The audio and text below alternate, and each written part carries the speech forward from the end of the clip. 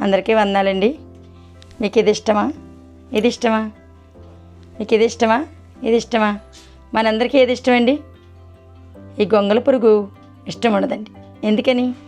అది ముళ్ళుగా దాన్ని చూస్తుంటే చిరాగ్గా మనకు అనిపిస్తుంది. అది ఎప్పుడైతే ఒక అందమైన సీతాకోకచిలుకలా మారిందో అప్పుడు మనం అందరం ఏం చేస్తామండి, దాన్ని ఎంతో మనం ఆహ్లాదిస్తూ మనం ఇంట్లో టీవీలకు కానీ దేనికి కానీ పెట్టుకుంటాం. దేనికని? దాని అందమైన ఒక రూపాన్ని చూసి. ఆ రూపం ఏంటండి? అదే ఒక సీతాకోకచిలుక.